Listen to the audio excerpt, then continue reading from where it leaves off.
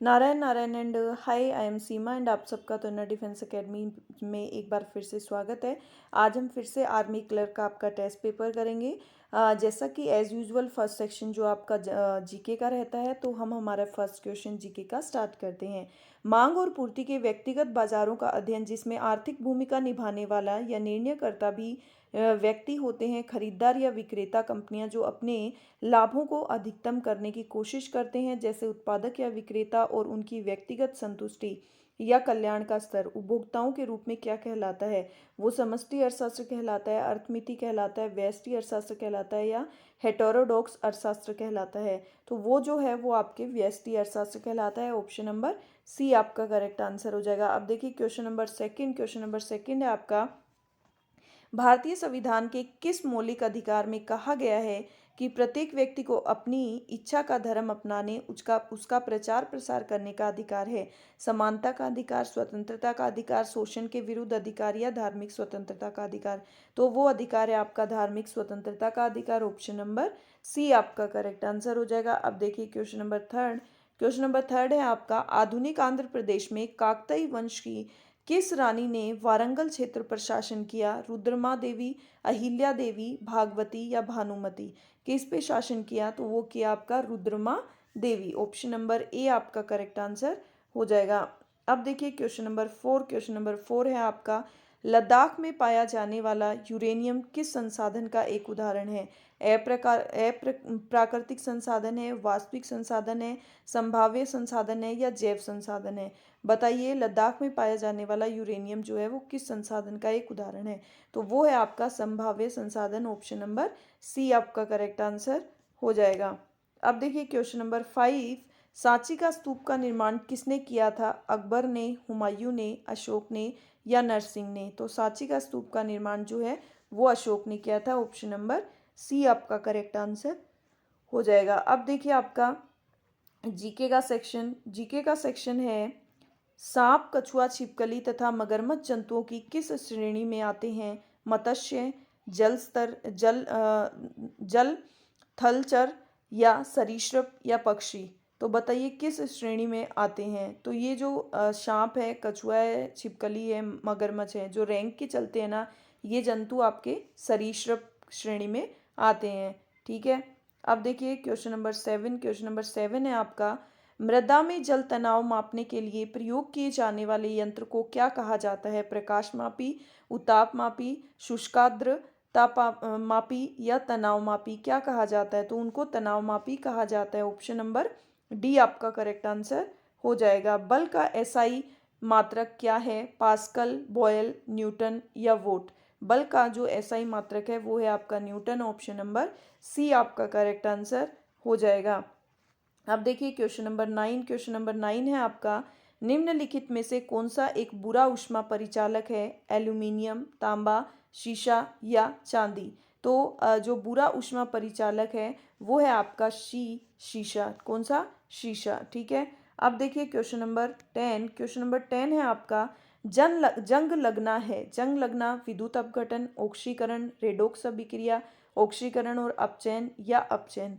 तो जंग लगना जो है एक रेडॉक्स अभिक्रिया है, ऑक्सीकरण और अपचयन दोनों। ठीक है। अब आपका देखिए मैथ का सेक्शन होगा। मैथ का सेक्शन ध्यान से देखिएगा। देखिए अब आपको क्या बताना है, इसमें आपको बताना है टोटल करके। तो देखिए यहाँ पे हम सबसे पहले लास्ट में है, ये देखिए 7, तो लास्ट में 7 आएगा, तो ये और ये वाला आपका कट हो गया। ठीक है। अब देखो सेकंड नंबर पे 4, तो 7 और 4 नंबर पे, और 7 कहाँ पे, यहाँ पे। तो 7 और 7 14, 1 आपका कैरी लग गया। अब देखिए नेक्स्ट देखेंगे 7 7 14 14 और 7 21, 21 और 1 22, 2 कैरी लग गया। ठीक है। अब देखिए 7 7 14 14 और 7 21, 21 और 7 28, 28 और 7 35, 35 और 2 37। ठीक है। तो अब देखो आंसर तो हमारा यही वाला आएगा, क्योंकि 7 इसमें है, इसमें 0 है, तो ये भी हमारा रॉन्ग हो गया। ठीक है। अब बच गया हमारा कितना, 37, 3 कैरी। अब देखिए लास्ट में 7 7 14 14 7 21, 21 और 7 21 और 7 28, 28 और 7 35, 35 और 3 कितना हो जाएगा 38, तो 3.8। तो ऑप्शन नंबर डी हमारा करेक्ट आंसर हो जाएगा। इस तरह से आपको इसकी टोटलिंग करनी है। अब देखिए क्वेश्चन नंबर 12 नंबर क्वेश्चन है कि 27 दशमलव स्थानों वाले घनमूल में 27 दशमलव स्थानों वाले घनमूल में दशमलव स्थानों की संख्या क्या है। तो क्या है देखिए इसके अंदर कितनी संख्याएं होगी, देखो 27, तो इसमें घनमूल वाले में कितने घनमूल कितनी पावर होती है 3 होती है ना, तो हम इसमें किसके करेंगे 3 से डिवाइड करेंगे क्योंकि 3 संख्या होती है, तो 3×9 = 27। तो इसमें दशमलव स्थानों की संख्या क्या है 9। ऑप्शन नंबर सी आपका करेक्ट आंसर हो जाएगा। अब देखिए क्वेश्चन नंबर 13 है, एक घन की भुजा को 10% बढ़ाया जाता है तो उसके आयतन में कितना प्रतिशत में वृद्धि होगी। तो देखिए घन का आयतन आपका क्या होता है, भुजा की स्क्वायर, यही होता है भुजा की क्यूब।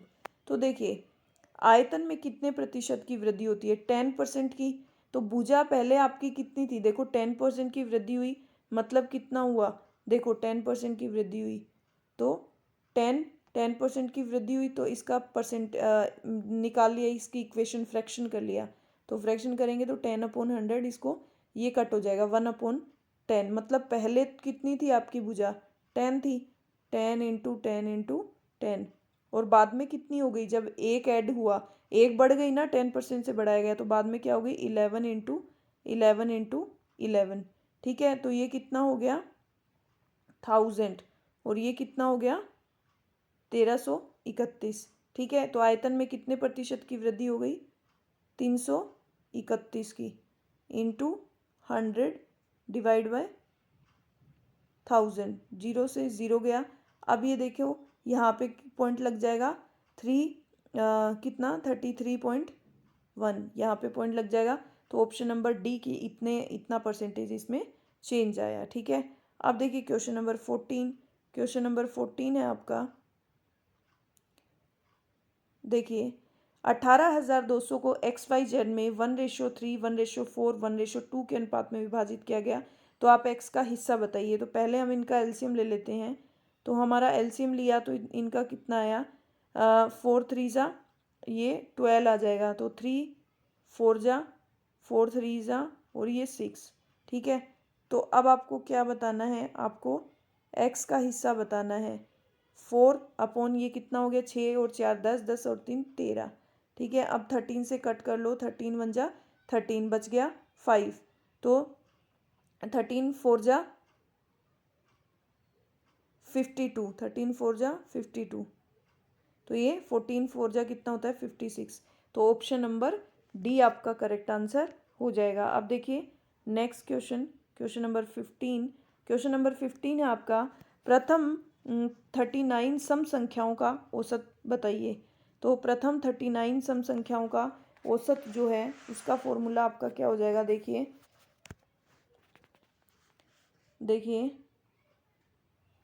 n/2। अब प्रथम 13 बोला है आपको 39, तो सम संख्या 2 + 4 और प्लस 39वां पद, 9वां पद है ये।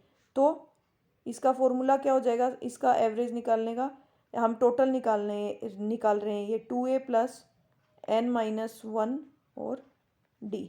अब n आपका कितना हो गया 39, 39/2, 2a आपका क्या हो गया फर्स्ट पद 2, n कितना हो गया 39 - 1 करोगे तो कितना आ जाएगा 38, और d आपका क्या हो गया 2, क्योंकि सब में कितने का डिफरेंस है 2।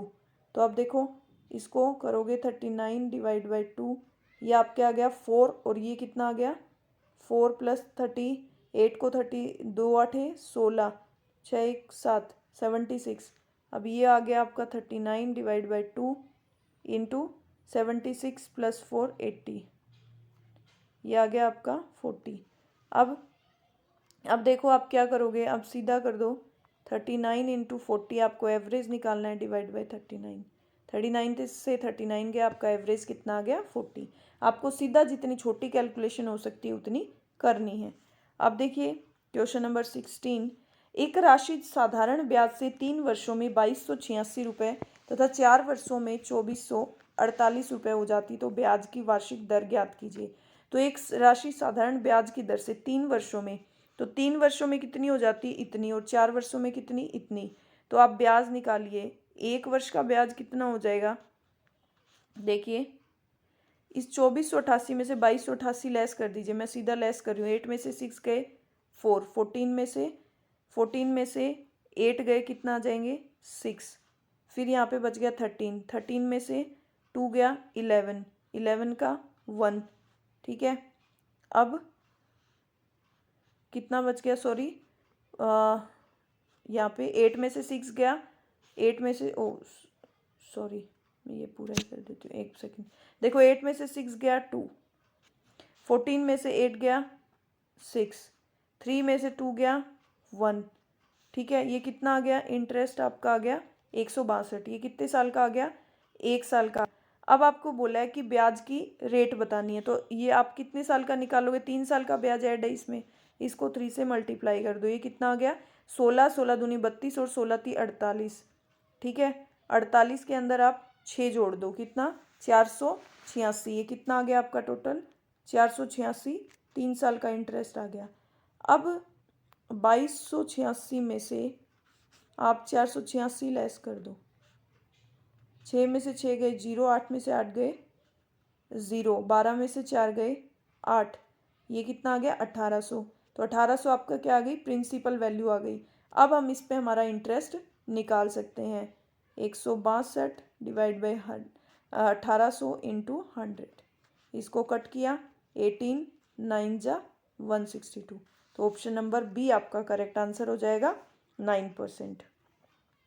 अब देखिए क्वेश्चन नंबर 17 है, एक पंखे का विक्रय मूल्य 4644 है, यदि लाभ 29% है तो पंखे का क्रय मूल्य। तो देखिए क्रय मूल्य बताना है आपको, लाभ कितना है 129 जो कि इसमें ऐड है, और आपको क्या करना है, आपको इसकी परचेज वैल्यू निकालनी है। तो 129 सबसे पहले आप मल्टीप्लाई करो, देखो 300 और 29 दिया कितना होता है 29, 3 जा कितना होता है 27 और 3 दूनी 6, 7 8 87, तो 387 हो जाएगा। तो अब क्या करोगे, 464 में से लेस कर दो 387, तो 4 में से 7 गए, 14 में से 7 गए 7, ठीक है। अब देखो यहाँ पे कितना बच गया आपका, 14 में से 5, 15 में से 8 गए 7, ठीक है। अब यहाँ पे आपका 4 उतर गया, तो देखो 9 चौके 36, तो 129 को आप 129 को ये कितना हो गया आपका, सॉरी 129 को 6 से 6 नी में 54, सॉरी यहाँ पे मल्टीप्लाई कर लेते हैं, 6 नी में 54, 6 9 जा 54, 6 दूनी 18, 18 और 5 कितना हो जाएगा आपका 23, 6 नी में 54, 6 दूनी 12, 12 और कितना हो जाएगा ये और 6 कम 6 और 1 7, यही होगा ना। तो आपका लगभग कितनी बार चला जाएगा, सॉरी 129 है ना, ये 129 और यहाँ पे कितना बचा है हमारा, एक बार ये चेक कर लेते हैं कि सही है क्या। तो देखिए 14 में से 7 गया 7, यहाँ पे बच गया 5, 5 में से 15 में से 8 गया 9 10 1 2 3 4 5, ये भी 7 आ गया, ठीक है 7 आ गया। अब यहाँ पे बच गया आपका कितना 4, और यहाँ पे बच गया 3 और यहाँ पे 3, ठीक है 7 7 4। तो अब 7 7 4, अब इसको मल्टीप्लाई कर लिया, 6 नी में 54, 5 6 दूनी 12, 12 और 5 17, ठीक है। ये कितनी बार चला गया 36, तो 36 को 100 से मल्टीप्लाई करेंगे 3600। ऑप्शन नंबर डी आपका करेक्ट आंसर हो जाएगा। अब देखिए क्वेश्चन नंबर 18, यदि एक नियमित बहुभुज के आंतरिक कोण की माप उसके बाह्य कोण की माप से 90 डिग्री अधिक है तो उसकी कितनी भुजाएं हैं। ये बोल रहा है कि यदि एक नियमित बहुभुज के आंतरिक कोण की माप उसके बाह्य कोण की माप से 90 डिग्री अधिक है, तो इसका क्या तरीका है, हमेशा हम करेंगे n-2 into 180 divide by n minus 360 divide by n is equal to 90। ठीक है, अब देखिए अब इसको कैसे करेंगे। ये आपका क्या आ जाएगा जब इसका एलसीएम ले लोगे, into 180 minus 360 is equal to, ये n आप एलसीएम लोगे तो क्या चला जाएगा, इधर चला जाएगा। अब इस 90 से इन दोनों को काट दो। देखो 9 चौके 36 और 9 दूनी 18। ठीक है, ये आपके क्या आ गया, ये आपके आ गया 2n माइनस 4 और माइनस 4 इज इक्वल टू, ये सॉरी n है, ये n बच गया। अब ये क्या हो गया आपका, अब देखो ये इधर चले गए 8 हो गए, 2n में से n गया n, तो n इज इक्वल टू आपका क्या आ गया 8। ऑप्शन नंबर ए आपका करेक्ट आंसर आ जाएगा। अब देखिए क्वेश्चन नंबर 19, 21 सेंटीमीटर व्यास वाले अर्धगोले का आयतन घन सेंटीमीटर में निकालिए। तो व्यास इतना, तो आर कितनी हो जाएगी, आर हो जाएगी 21/2। तो आयतन कितना होगा अर्धगोले का, 2/3 पाई आर की क्यूब, 2/3 इंटू 22/7 इंटू 21/2 की क्यूब। ठीक है, अब मैं इसको यहाँ पे लिखना पड़ेगा 2/3 इंटू 7 इंटू 21/2 इंटू 21/2। तो देखो 7 या 21, 3 से 3 गया, ठीक है, 2 से 2 गया। अब इसको करेंगे 11 बार। अब 21 को 21 से किया कितना आया 441 इंटू 11 और नीचे आपका क्या बचा 2। ठीक है, जब इसको आप मल्टीप्लाई करोगे 441 को, देखो 441 को आप हमेशा देखो 441 0 में आप क्या करोगे 441 ऐड कर दो, तो आपका कितना आ गया, देखो आपका आ गया 15842। अब देखो अब इसको डिवाइड कर दो, 2 दूनी 4, 2 चौके 8, तो ऑब्वियसली यही वाला आंसर आएगा। ठीक है, 2 चौके 8, 2 दूनी 4 और 2 पांजे 10.5, यही वाला आंसर आएगा। ठीक है, अब लास्ट क्वेश्चन आपका मैथ का देखिए, question number 20, cosec 30 degree minus 1/√3, इसकी वैल्यू आपकी क्या होगी बताइए। तो देखिए कोसेक 30 की वैल्यू क्या होगी आपकी 2 माइनस 1/√3। अब देखो अब क्या किया, √3 एलसीएम ले लिया, 2√3 माइनस 1। ठीक है, 2√3 माइनस 1/√3, तो ऑप्शन नंबर ए आपका करेक्ट आंसर हो जाएगा। अब देखिए आप कंप्यूटर का सेक्शन। ठीक है, कंप्यूटर की स्थायी स्मृति को क्या कहते हैं, रैम, रोम, सीपीयू और सीडी रोम। तो कंप्यूटर की जो फिक्स्ड मेमोरी होती है उसको बोलते हैं रोम। ऑप्शन नंबर बी आपका करेक्ट आंसर हो जाएगा। निम्नलिखित में से कौन सी निर्गम उपकरण नहीं है, इंकजेट उपकरण, प्लॉटर, प्रकाशिक लक्षण अभिज्ञाता, स्पीकर। बताइए कौन सी नहीं है। तो प्रकाशिक लक्षण अभिज्ञाता जो है वो निर्गम उपकरण नहीं है, ऑप्शन नंबर सी। अब देखिए क्वेश्चन नंबर 23, पहली कंप्यूटर भाषा कौन सी विकसित की गई थी, कोबाल, बेसिक, फोर्ट्रान और पास्कल। तो पहली जो कंप्यूटर भाषा है वो 1957 में आईबीएम की टीम द्वारा फोर्ट्रान जो है वो विकसित की गई थी।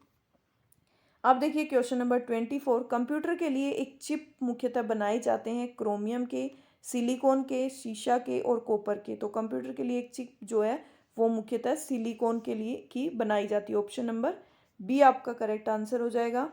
अब देखिए क्वेश्चन नंबर 25, निम्नलिखित में से कौन सा सीआरटी का हिस्सा नहीं है, फॉस्फेर, प्रपट, छाया आच्छाद, इलेक्ट्रॉन गन या गैस प्लाज्मा? कौन सा जो है वो सीआरटी का हिस्सा नहीं है? तो गैस प्लाज्मा जो है वो सीआरटी का आपका हिस्सा नहीं है। अब देखिए हमारा सबसे इम्पोर्टेंट पार्ट जो हम इंग्लिश का है वो पढ़ेंगे। ये सबसे ज़्यादा स्कोरिंग है तो इसको बहुत ध्यान से पढ़ना है। और फर्स्ट हमारा एज यूजुअल पैराग्राफ। तो हम देखिए पैराग्राफ पढ़ना स्टार्ट करते हैं। हमारा देखो पैराग्राफ है, देखो, John had never thought much about origin of wealth और इनइक्वालिटीज इन लाइफ। जॉन जो है वो never thought, had never thought, नहीं सोचता था, मच अबाउट, ज़्यादा, ओरिजिन ऑफ वेल्थ मतलब धन कहाँ से आता है, और इनइक्वालिटीज जो लाइफ की असमानता है उसके बारे में। It was is firm belief, उसका मतलब दृढ़ जो है वो बिलीफ था, दैट कि if that this words was not good, कि ये जो संसार जो है, this word was not good, ये अच्छा नहीं है, the next would be good, तो ये जो नेक्स्ट होगा वो अच्छा होगा, and this faith sustain him, और जो ये फेथ विश्वास है वो बना रहे। He was not like some others whom he knew. He was not like some others. वह जानता था कि he was not like some others, मतलब वह he was not like some others मतलब दूसरों की तरह नहीं था, whom he knew जिसको वो जानते थे, तो मतलब he was not like some others दूसरों की तरह मतलब नहीं था। who would sell their soul to the devil, जो क्या कर देते हैं, अपनी सोल, अपनी आत्मा जो है वो दैत्यों को सेल कर देते हैं, बेच देते हैं। मतलब इसका मतलब ये है कि धन के लिए, पैसों के लिए लोग क्या कर देते हैं, अपनी आत्मा तक बेच देते हैं। तो उसका मतलब यही था कि he was not like some others, मतलब ही वॉज नॉट, वह जो है वो दूसरों की तरह नहीं था जिसे वो जानते थे, जिसे वह जानता था, जो कि अपनी आत्मा जो है वो दैत्यों को सेल कर देते, मतलब पैसों के लिए कुछ भी कर सकते थे। ही ऑलवेज थॉट ऑफ गॉड, वह हमेशा, ही ऑलवेज हमेशा भगवान का के मतलब भगवान के लिए सोचता था। Thought of God before doing, भगवान को सोचता था कुछ भी करने से पहले। He live the life of an honest man, वह एक ऑनेस्ट जो है वो आदमी के रूप में लाइफ जीता था। ही हैड नॉट मैरिड, वह शादीशुदा नहीं था, but did not desire another man's wife, और उसको किसी दूसरी औरत की जरूरत भी नहीं थी। ही बिलीव दैट, दूसरे आदमियों की तरह औरत की जरूरत नहीं थी। ही बिलीव दैट, वह उसका विश्वास था कि वुमेन वीकेंड मैन, वुमेन जो एक औरत है वो आदमी को कमज़ोर बनाती है, as was desired in the story of Samson and Delilah. तो वो सैमसन और दलीला की जो स्टोरी है जैसे उसके अंदर डिस्क्राइब किया गया है। ठीक है, तो अब देखें हमारे क्वेश्चन स्टार्ट होंगे। To sell one soul to the devil's means, मतलब सोल को, दैत्यों को सेल करना, उसका मतलब क्या है? सप्रेसिंग वंस कंसाइंस, अपने आत्मचिंतन को मतलब स्प्रेसिंग करना। Giving up goodness in exchange for evil, giving up goodness, goodness को मतलब देना जो भगवान है, एक्सचेंज फॉर एविल, दैत्यों के एविल में। Giving up one's honesty for the sake of monetary benefits, monetary benefits के लिए अपनी ऑनेस्टी को मतलब देना, फॉर शेक, उसमें क्या करना, प्रॉब्लम मतलब ऑनेस्टी डगमगाना। To sell one self to evil level livelihood, तो ऑब्वियसली इसका मतलब क्या है, giving up one's honesty for the sake of monetary benefits, monetary benefits के लिए अपनी ऑनेस्टी जो है उसको क्या करना, उसका कहीं ना कहीं उसको रेस्पॉन्सिबल करना। ठीक है, John thought that weak women weakened man because, John सोचता था कि जो औरत है वो आदमी को कमजोर करती है। He thought that women were evil, वह सोचता था कि वुमेन जो है वो देते हैं। ही believe that women was fancy devil, कि वुमेन जो है वो फैंसी डेविल है। He thought that women would spoil his life, वह सोचता था कि वुमेन जो है वो क्या करती है, उसकी लाइफ को स्पॉइल करती है। He was conceive that would the story of Samson and Delilah illustrate in is correct, तो इसका क्या मतलब हो जाएगा, वो जो स्टोरी है उसकी दलीला की और सैमसन की, उसका बिहाफ पे ही मतलब वो क्या कर रहा था, वो ये सोच रहा था कि औरत जो है वो आदमी को कमजोर बनाती है। ऑप्शन नंबर डी आपका करेक्ट आंसर हो जाएगा। अब देखिए question number 28, it was John's believe that, John का बिलीव क्या था कि one can be happy by remaining a bachelor, कि एक बैचलर रह के ही खुश रह सकते हैं। The world is a happy place, कि संसार जो एक खुशहाल प्लेस है। There is no other word, कोई अदर वर्ड नहीं है। One must lead an honest life, कि एक आदमी को क्या करना चाहिए, ऑनेस्ट लाइफ जो है वो जीनी चाहिए। तो ऑप्शन नंबर डी आपका करेक्ट आंसर हो जाएगा। अब देखिए क्वेश्चन नंबर 29 नंबर क्वेश्चन है, by not desiring another man's wife John show, कि मतलब उसको अनदर वाइफ की जो है वो इच्छा नहीं थी। He wanted to get married, वह शादी करना चाहता था। He was a man of principle, वह आदमियों के, he was a man of principle, वह सिद्धांतों वाला आदमी था। He felt sorry for other man, दूसरे आदमियों के लिए सॉरी फील करता था। He had no desire for another wealth, उसको कोई और धन की आवश्यकता नहीं थी। तो he was a man of principle, वह सिद्धांतों वाला आदमी था। Option number B correct answer हो जाएगा। From the above passage we understand the John was, John कैसा था, नॉट हाईली एजुकेटेड, वो highly educated. A man of simple faith, वो एक सिंपल विश्वसनीय आदमी था। ए डीपली परमिस्टिक मैन था। ए स्कॉलर ऑफ स्क्रिप्चर्स था। ठीक है, तो वो क्या था, ए मैन ऑफ सिंपल फेथ। ठीक है, वो एक विश्वसनीय आदमी था। अब देखिए आपका सेकंड पैराग्राफ है। इस पैराग्राफ में आपको क्वेश्चंस दिए हैं, फिल इन द ब्लैंक्स दिए हैं, वो आपको फिल करने हैं। तो देखिए, Yamunotri is bracket 13 kilometre from Hanuman Chatti. तो यमुनोत्री जो है वो, Yamunotri is lonesome alone only slowly. तो ये तो आपको दिख ही रहा है कि Yamunotri is only 13 kilometre from Hanuman Chatti. Hanuman Chatti से कितना दूर है। But it is better to proceed another 6 kilometre, लेकिन और मतलब 6 किलोमीटर चलना और प्रोसीड करना और बेटर है। And have the night halt at Janki Bai Chatti, और जो रात होगी वो कहाँ पे स्पेंड होगी, वो Janki Bai Chatti. The bracket to Yamunotri is simply breathtaking, जो यमुनोत्री, अब देखिए, द कोर्स, जर्नी, वॉइस और पेट्रोल। तो ऑब्वियसली यहाँ पे क्या आएगा, journey. The journey to Yamunotri is simply breathtaking, जो जर्नी थी यमुनोत्री की वो क्या थी, वो इंजॉयबल थी। यहाँ पे ब्रेथ टेकिंग का मतलब इंजॉयबल थी। ऑप्शन नंबर बी आपका करेक्ट आंसर हो जाएगा। ठीक है, अब देखिए नेक्स्ट क्वेश्चन नंबर,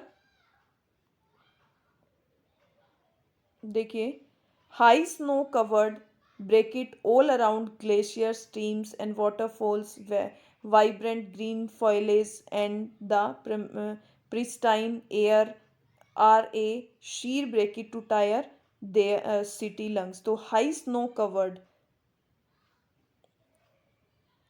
देखिए, high snow covered route, peak, sky और बेस। तो high snow covered peaks all around, चारों तरफ जो चोटियां थी वो क्या थी, हाई स्नो, बर्फ से पूरी तरह से ढकी हुई थी।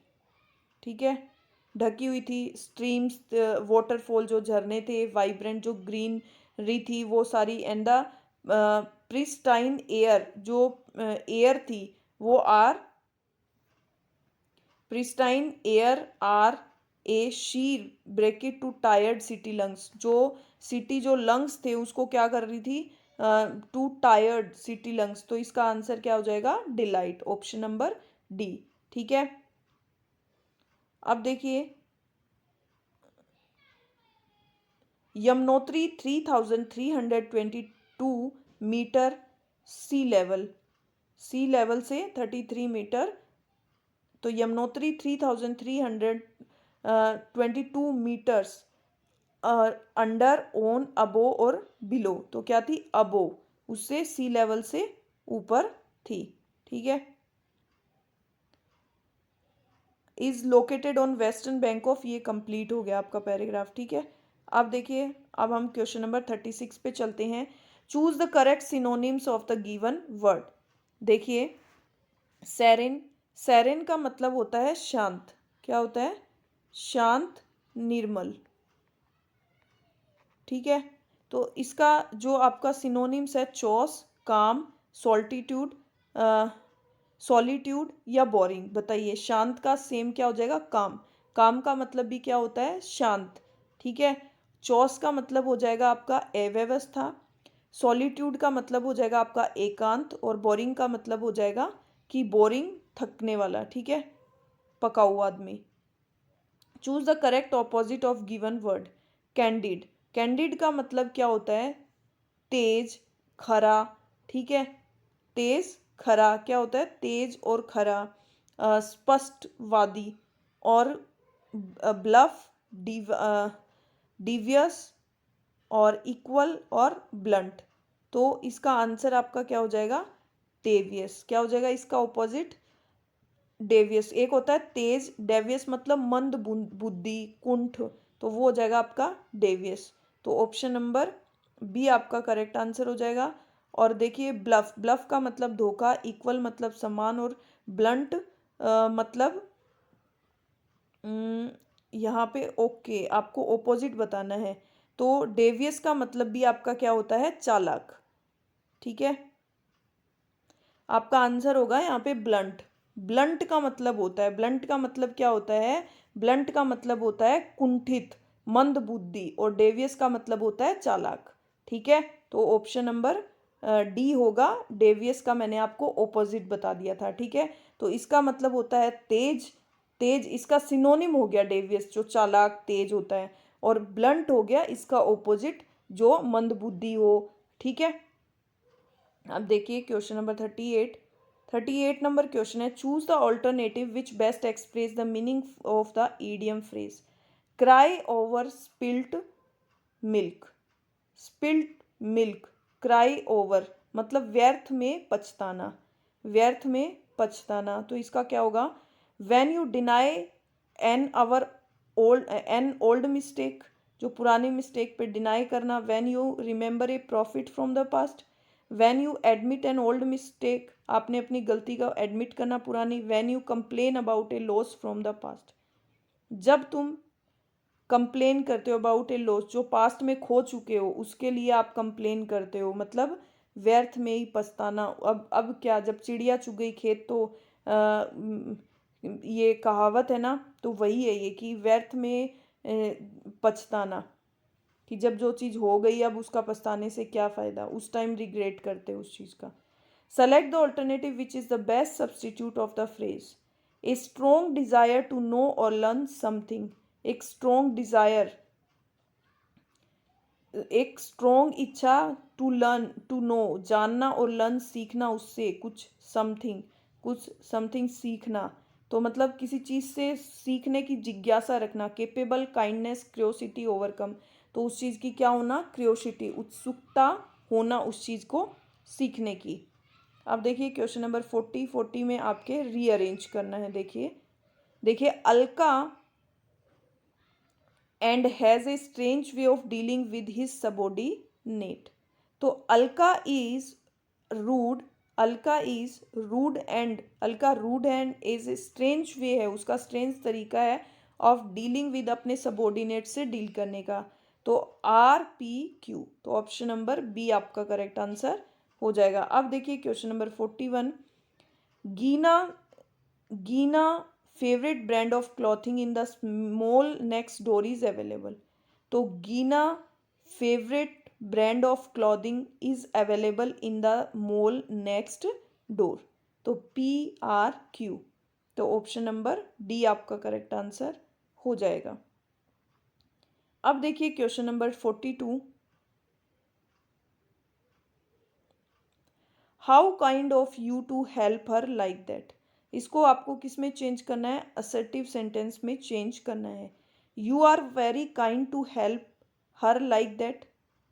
You are very kind, it is very, कि how kind of you to help her, मतलब तुम्हारा ये क्या तरीका है? How kind you to help her like that, इस तरह के से। तो यू आर वेरी काइंड, तुम दयालु हो, to help her like that, उसकी मतलब बहुत मदद। तो it is very kind of, it is very kind of you, यह बहुत काइंड है ऑफ यू, तुम्हारे लिए, टू हेल्प हर लाइक, मतलब उसका यही तरीका है। तो ऑप्शन नंबर बी इसका करेक्ट आंसर हो जाएगा। अब देखिए question number 43, choose the correct alternative and fill in the blanks in the following sentences. ठीक है, help us break it the flag, flag को रेज करने में क्या करो, हेल्प करो हमारी, तो ऑप्शन नंबर ए। अब देखिए ये आपका वैसे जो रेज है ये आपका क्या हो गया, राइज, रोज, राइजन। ठीक है, तो ये वैसे आपका क्या है, पास्ट का सेंटेंस हो गया। ठीक है, अब देखिए each man and each women break it vote, तो each man and each women has. ठीक है, एक एक की प्रत्येक की बात हो रही है इसलिए यहाँ पे सिंगुलर हेल्पिंग वर्ब भी आएगी, और ये क्या हो गया, वोट का राइट रखते हैं, तो इसलिए क्या हो जाएगा, प्रेजेंट परफेक्ट। अब देखिए ही सेड, उसने कहा कि I could can will would use his car when ever I wanted.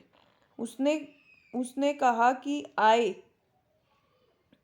Could use his car, मैंने उसकी कार यूज की, वेन एवर जब तक मैंने चाहा, ये पास्ट में हो गया ना, तो पास्ट में हो गया इसलिए यहाँ पे 45 में कुड आएगा, पास्ट में ही आएगा, जब तक मैंने चाहा उसकी कार को यूज किया। अब देखिए 46 से आपको क्या बताना है, which of phrases A B C and D given below each sentences should replace the phrases printed in bold to make the sentence grammatically error, if there is no error your answer D. आपको देखना है कि grammatically इसमें कोई error है या नहीं।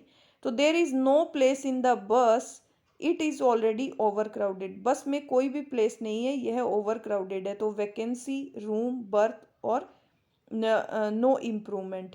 तो यहाँ पे जो है वो 46 में आपका क्या आएगा, रूम आएगा, नो प्लेस की जगह। ठीक है, क्या आएगा, रूम आएगा, ऑप्शन नंबर बी आपका करेक्ट आंसर हो जाएगा। Where is your cousin brother hasn't he come with you, where is your, तुम्हारा जो कजिन ब्रदर है वो कहाँ है, तो इसमें आ जाएगा आपका कजिन ब्रदर नहीं आएगा, ओनली कजिन ही आएगा, वेयर इज योर कजिन। ठीक है, अब देखिए क्वेश्चन नंबर 48 नंबर क्वेश्चन है, he is better than any boy in the class, he is better than, वह अन्य लड़कों से क्लास में क्या है, बेटर है, तो any boy, all the boy और एनी अदर बॉय, तो यहाँ पे कंपैरेटिव डिग्री है तो एनी अदर बॉय आएगा, ऑप्शन नंबर सी आपका करेक्ट आंसर हो जाएगा। अब देखिए क्वेश्चन नंबर 49 है, change the following sentences into passive voice, we expect good news, तो good news is, good news ये प्रेजेंट सिंपल हो गया, तो good news is expected by us, ये यहाँ दे रखा है, ऑप्शन नंबर ए आपका करेक्ट आंसर हो जाएगा। अब देखिए last question, question number D, out of given choose which of the correct indirect speech बतानी है आपको। तो he said will you listen to such a man, क्या तुम उसको सुनना पसंद करोगे, तो ही सेड उसने कहा, उसने पूछा, तो he asked them, he asked them weather, you की जगह क्या आ जाएगा आपका, दे, वे, वुड, विल की जगह क्या आ जाएगा, वुड, क्योंकि पास्ट में चला जाएगा ना, ये पास्ट प्रेजेंट है, ये सॉरी फ्यूचर है, तो हम इसको क्या बनाएंगे, विल की जगह क्या आ जाएगा, वुड, तो they would listen to such a man, तो ऑप्शन नंबर डी आपका इंटेरोगेटिव सेंटेंस है ये, तो और इनडायरेक्ट स्पीच बनाने के लिए सिंपल विल को वुड में चेंज करते हैं। ठीक है, तो ऑप्शन नंबर डी आपका करेक्ट आंसर हो जाएगा। अभी आपका टेस्ट पेपर यहीं फिनिश होता है, आप सभी बताइए आपके कितने क्वेश्चन राइट हुए हैं और कितने रॉन्ग हुए हैं। ठीक है, बाय।